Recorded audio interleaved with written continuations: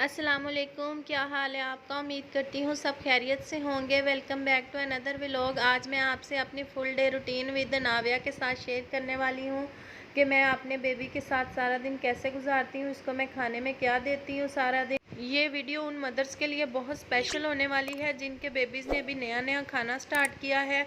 तो मैं आपको ऐसी चीज़ें बताऊंगी जो बहुत इजीली भी आप बना सकते हैं और बहुत कम पैसों में सस्ते में। आप बाज़ार से सेरेलैक लेती हैं, वो बहुत महंगा होता है। तो मैं आपको ऐसी चीज़ें बताऊंगी जो बहुत हेल्दी भी होंगी और बहुत सस्ते में आपकी बन जाएंगी। आपको बच्चों के घर में बनाने के लिए सेरेलैक आइडियाज़ दूंगी, क्योंकि बाज़ार से जो सेरेलैक मिलता है वो बहुत महंगा होता है, तो हम अफोर्ड नहीं कर सकते। तो मैं आपको घर में वो बनाने का आइडिया दूंगी। तो आप ये वीडियो स्किप ना करें, आप इसको पूरा देखें। आपको बहुत फ़ायदेमंद बातें बताऊंगी। ये बाथर है, इसके ऊपर लटा के मैं नाविया को नहलाती हूँ, क्योंकि इसके ऊपर बच्चा बहुत सेफ रहता है गिरने का। क्योंकि जब बच्चा गीला हो जाता है तो साबुन लगा होता है, बहुत हाथों से फिसलता है। तो इसके ऊपर मैं आराम से इजीली लटा के नहला लेती हूँ। ना बच्चे के फिसलने का ख़तरा होता है, ना गिरने का डर होता है। ये देखें नाविया इसके ऊपर लेट के कितनी हैप्पी हो गई है, क्योंकि उसको पता चल गया कि मैं नहाने लगी हूँ। जब भी मैं इस पर लटाती हूँ तो वो खुश हो जाती है, क्योंकि वो नहाते हुए बहुत खुश होती है। तो उसको पता चल गया मुझे नहाने लगी है। देखें इजीली ऐसे लेटी रहेगी तो मैं इसको नहा लूँगी। और ऐसे बच्चा नहाते हुए एंजॉय भी करता है। जिस दिन मैंने नाविया को नहाना होता है, मैं उस दिन उस रात को ही उसको मालिश करके सुलाती हूँ और सुबह उठ के नहा लेती हूँ। इसको थोड़ी देर हो गई है उठे हुए, जब फ़ौरन बेबी उठता है तब भी उसको नहीं नहलाते।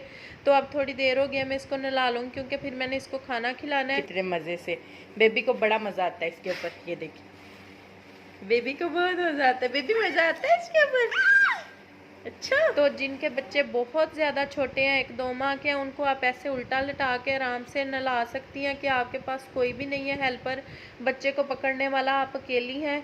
तो आप इजीली ऐसे, क्योंकि छोटे बच्चों के ऊपर सीधा पानी नहीं डालते तो उसको उल्टा करके नहाते हैं, ये तो आप देखें इसको तो ऐसे नाविया उल्टा ने नहा करके के आराम हो से लिया नहा सकती तैयार। हैं।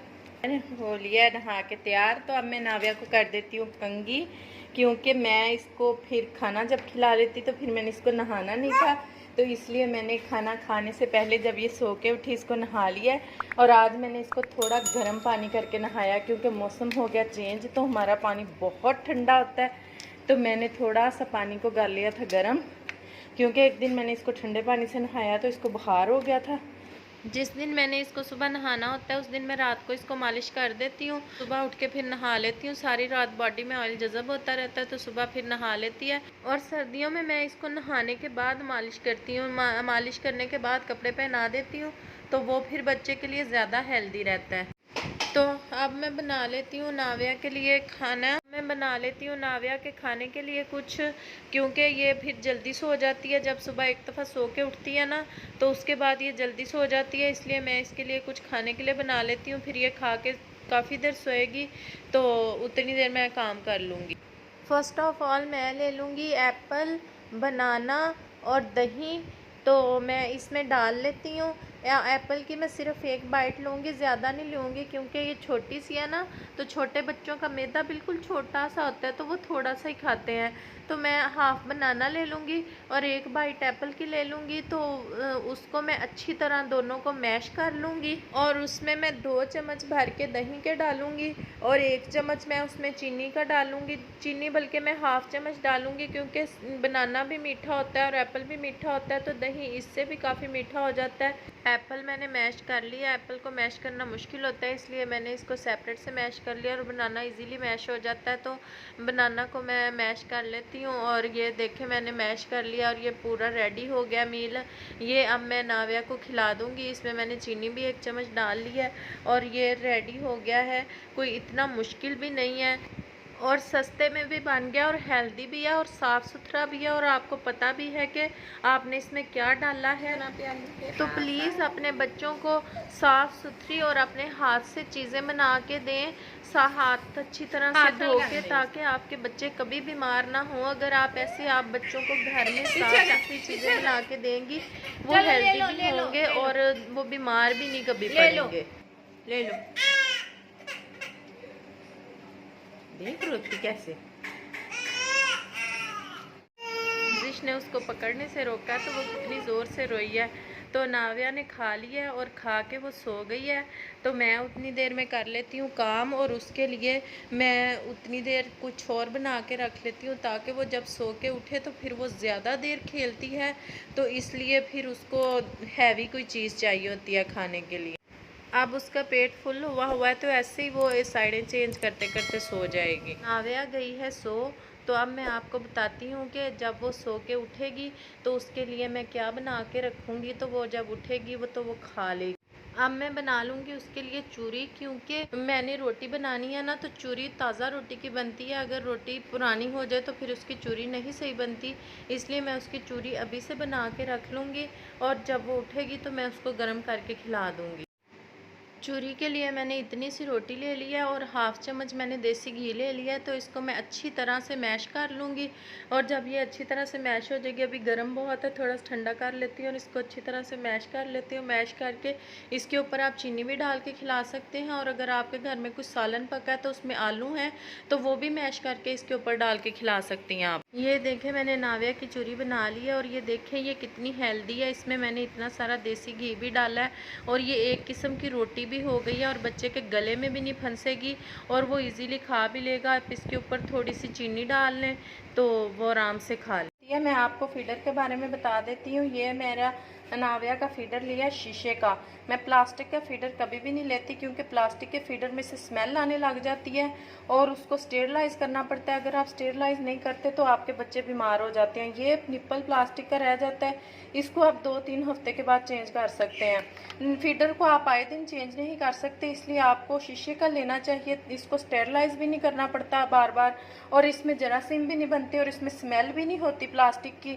तो ये बहुत अच्छा रहता है। और अगर आप कहें कि ये टूट जाता है तो ये बिल्कुल भी नहीं टूटता। ये जो इसके ऊपर उन्होंने एक प्लास्टिक चढ़ाई होती है, डिफरेंट फीडर्स के ऊपर डिफरेंट ये उन्होंने कवर चढ़ाया होता है, अगर फीडर गिरे भी तो इसकी वजह से टूटता नहीं है। ये जब नाविया पैदा हुई थी मैंने तब उसके लिए लिया था, और अब वो 6 से 7 माह तक हो गई है, तो अभी तक इसका फीडर नहीं टूटा। गिर भी जाता है मेरे से, लेकिन आपको मैं यही सजेस्ट करूंगी कि आप प्लास्टिक का फीडर बिल्कुल ना लें बच्चों का, उनके लिए ये शीशे का फीडर ज़रूर लें। अब मैं बनाने लगी हूँ नाविया के लिए साबूदाना। ये मैंने 2 गिलास दूध लिया था और इसको मैंने पकने के लिए रख दिया था। ये गाढ़ा हो गया है, तकरीबन 1 गिलास रह गया है। तो इसमें मैं थोड़ा सा साबूदाना इतना को डाल के तो इसको मैं अच्छी तरह पकाऊंगी। मैं इतना पकाऊंगी कि ये जो इसका वाइट नज़र आ रहा है ना, ये बिल्कुल जब ट्रांसपेरेंट हो नज़र आने बॉल्स शुरू हो जाएंगे तो तब मैं इसको उतारूँगी। ये बच्चों के लिए बहुत अच्छा होता है, जूद हज़म होता है और बच्चों के मैदे को ये बिल्कुल सेट रखता है। तो बच्चों को आप पहली ठोस गुज़ा केला और ये साबूदाना ज़रूर दिया करें।